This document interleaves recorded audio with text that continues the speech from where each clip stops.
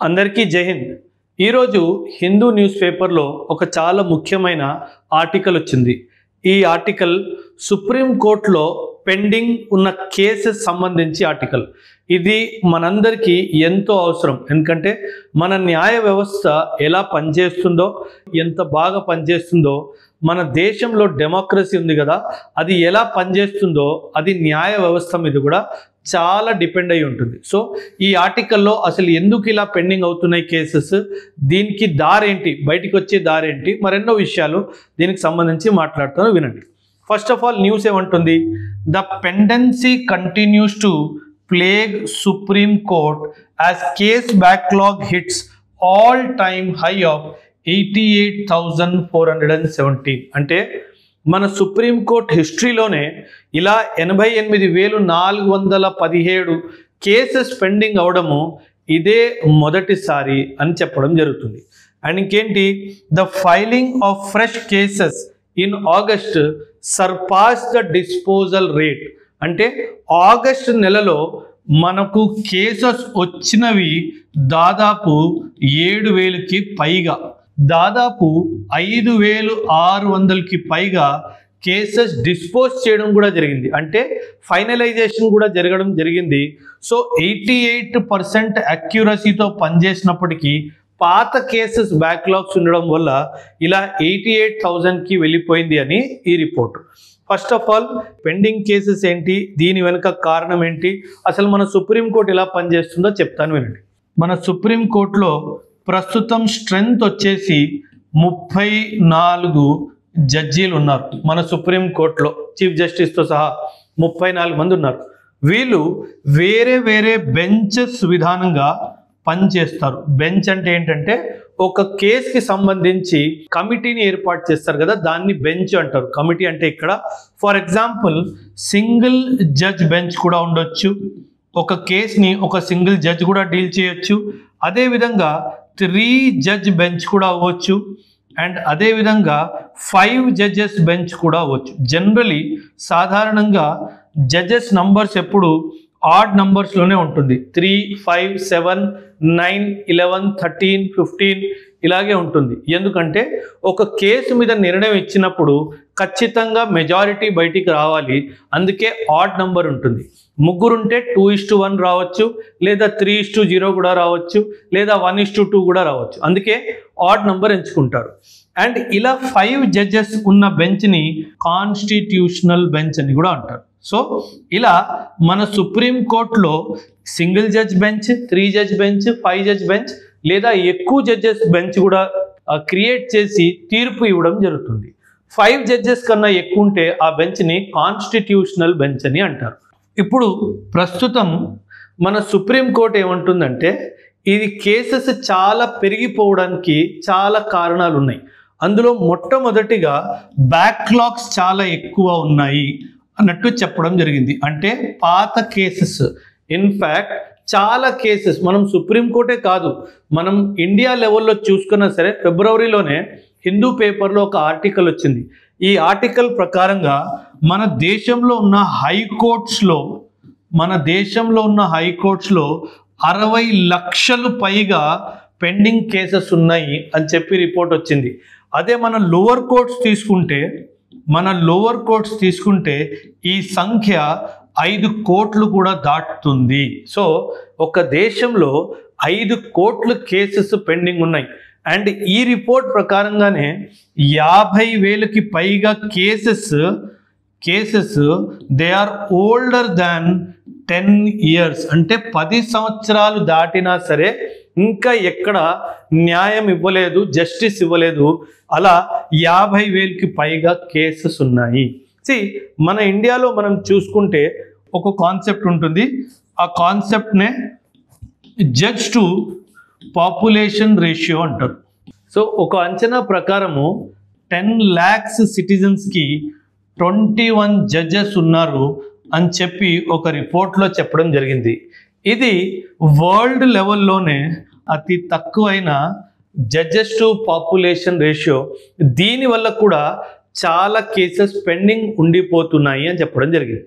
ఇదే కాకుండా ఇంకో కారణం ఏమిచ్చారు అంటే మన దేశంలో లిటిగేషన్ చాలా ఎక్కువగా ఉంది. అంటే సిటిజన్స్ న్యాయం కోసం కోర్టుకు వెళ్ళడం ఇష్టపడతారు. దీన్ని లిటిగేషన్ రేట్ అంటారు. సో మన దేశంలో లిటిగేషన్ రేట్ ఎక్కువ ఉంది. అండ్ ఒక రిపోర్ట్ ప్రకారంగా ఈ లిటిగేషన్ రేట్ కొన్ని హైకోర్ట్స్లో మాత్రం చాలా ఎక్కువ ఉంది. ఫర్ ఎగ్జాంపుల్ కోల్కతా హైకోర్టులో లిటిగేషన్ రేట్ చాలా ఎక్కువ ఉంది. మహారాష్ట్ర హైకోర్టు, ముంబై హైకోర్టు, ఈ మహారాష్ట్ర హైకోర్టులో కూడా the court cases are very very high అని చెప్పడం జరిగింది. ఇలా ప్రతి సిటిజన్ వాళ్ళు న్యాయం కోసము కోర్టుకే వెళ్తున్నారు కాబట్టి ఇలా కేసులు ఎక్కువ అవుతున్నాయి అని చెప్పడం కూడా జరిగింది.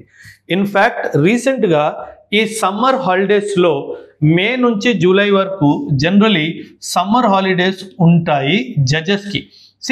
మనం జనరలీ ఏమనుకుంటామంటే సమ్మర్ హాలిడేస్లో జడ్జెస్ ఏం చేయరు, ఇంటికి వెళ్ళి పడుకుంటారు అనుకుంటాం. కానీ అది తప్పు, అది కరెక్ట్ కాదు. ఎందుకంటే ఒక న్యాయమూర్తి ఒక తీర్పు ఇవ్వాలి అంటే దాని వెనుక చాలా స్టాఫ్ వర్క్ ఉంటుంది. ఈ హాలిడేస్లోనే ఈ స్టాఫ్ వర్క్ అంతా ముగించడం జరుగుతుంది. అంటే ఒక తీర్పు ఇచ్చినప్పుడు ప్రతి లైన్, ప్రతి వర్డ్, కామా, ఫుల్ స్టాప్తో సహా చాలా జాగ్రత్తగా రాయాల్సి వస్తుంది. దీన్ని స్టాఫ్ వర్క్ అంటారు. ఈ స్టాఫ్ వర్క్ జడ్జెస్ చాలా టైం తినేస్తుంది.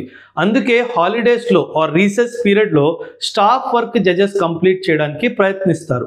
అండ్ ఈ మే జూలై ఏదైతే సమ్మర్ హాలిడేస్ ఈసారి ప్రకటించారో మొదటిసారిగా సుప్రీంకోర్టు ఈ సమ్మర్ హాలిడేస్ పీరియడ్ని పార్షియల్ వర్కింగ్ డేస్ అని చెప్పి కూడా తీర్పునిచ్చింది. అంటే పార్షియల్ వర్కింగ్ డేస్ అంటే మనము డైలీ ఒక 10 hours 12 hours పనిచేసినప్పటికీ ఒక హాఫ్ ది టైం పని చేసి ఇలా బ్యాక్లాగ్స్ అన్నిటినీ మనం పూర్తి చేయాలి అన్న ఉద్దేశంతోనే ఇలా సమ్మర్ హాలిడేస్లో పార్షియల్ వర్కింగ్ డేస్లా అబ్జర్వ్ చేయడం కూడా జరిగింది.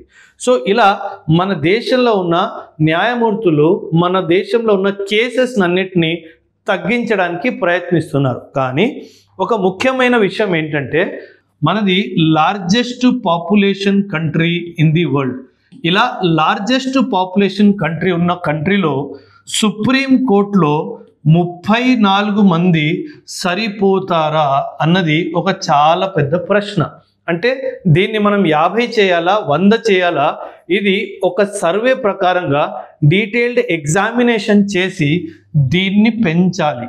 ఇంకో విషయం ఏంటంటే రిటైర్డ్ జడ్జెస్కి కూడా మనం మళ్ళీ వాళ్ళ సర్వీసెస్ తీసుకొని సివిల్ కేసెస్లో, ముఖ్యంగా క్రిమినల్ కాకపోయినా సరే కొన్ని సివిల్ కేసెస్లో లేదా మైనర్ కేసెస్లో వాళ్ళ సర్వీసెస్ కూడా తీసుకొని పెండింగ్ బ్యాక్లాగ్స్ని ప్రయారిటీలో మనం క్లియర్ చేయడానికి ప్రయత్నించాలి. అండ్ మూడో విషయము చాలా ముఖ్యమైనది, ఇప్పుడు మనకి లాస్ ఉంటాయి కదా, స్టాచ్యుటరీ లాస్ ఉంటాయి, మనకి యాక్ట్స్ ఉంటాయి, లాస్ ఆర్ యాక్ట్స్ ఏమైనా అనొచ్చు.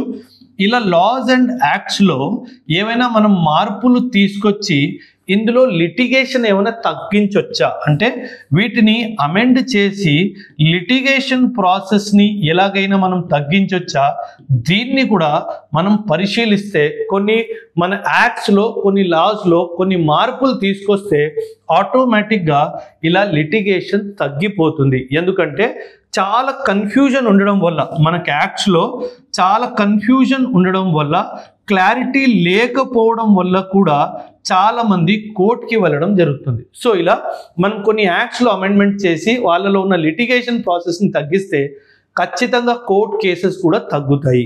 ఇదిలా ఉండగా ఇంకొక స్టెప్ జనరల్ ఏం సజెస్ట్ చేస్తారంటే మనము ఆర్బిట్రేషన్ అండ్ కన్సిలియేషన్ ఇలా మీడియేటర్స్ అన్నమాట. ఇలా ఆర్బిట్రేషన్ అండ్ కన్సిలియేషన్ని మనం మీడియేషన్ కింద మాట్లాడతాం. కోర్టుకి బయట మనము మీడియేషన్ కౌన్సిల్స్ని ఎస్టాబ్లిష్ చేయాలి. ఒక కోర్టు, ఎందుకంటే జనరల్లీ ఏమవుతుందంటే కోర్టు ప్రొసీజర్ మన దేశంలో మనం అడాప్ట్ చేసింది ప్రొసీజర్ ఎస్టాబ్లిష్డ్ బై లా. ఇది మనము మన దేశంలో పాటిస్తాము, procedure established by law. So కొన్నిసార్లు ఏమవుతుందంటే ఈ ప్రొసీజర్ వల్ల చాలా డిలే అయ్యే అవకాశం ఉంది. కాకపోతే కోర్టులు ఎస్టాబ్లిష్డ్ ప్రొసీజర్నే ఫాలో అవ్వాలి, వాళ్ళకి ఇంకో ఎక్సెప్షన్ లేదు. బట్ ఇలా mediation councils or mediation committees ఏమైనా మనమైతే ఎస్టాబ్లిష్ చేస్తామో వాళ్ళు ఇలా ప్రొసీజర్ ఎస్టాబ్లిష్డ్ బై లా చేయాల్సిన అవసరం ఉండదు. సో దీనివల్ల ఏమవుతుందంటే తీర్పు ఇచ్చే సమయము బాగా తగ్గిపోతుంది అండ్ బోత్ ది పార్టీస్కి ఇష్టంగా ఉన్నట్టుగా కోర్టు ప్రాంగణం బయటనే మనం డిసైడ్ చేసుకొని తక్కువ టైంలో తక్కువ ఖర్చులో వాళ్ళిద్దరికీ ఉన్న గొడవని సాల్వ్ చేయొచ్చు. ఇలా మీడియేషన్ కౌన్సిల్స్ని ఎస్టాబ్లిష్ చేసి ఇది చేస్తే గనక కోర్ట్స్ మీద ఉన్న బర్డన్ కూడా చాలా తగ్గిపోతుంది. So this is also a beautiful system wear the burden on the courts can be drastically reduced. ఇలా చేస్తే మన కోర్టుల మీద బర్డన్ చాలా తగ్గిపోతుంది. ఇది పక్కన పెడితే ఇంకో విషయం ఏంటంటే ఎక్కడో మన దేశంలో ఒక ప్రాబ్లం ఉంది. దీన్ని అడ్వర్సీరియల్ సిస్టమ్ అంటారు.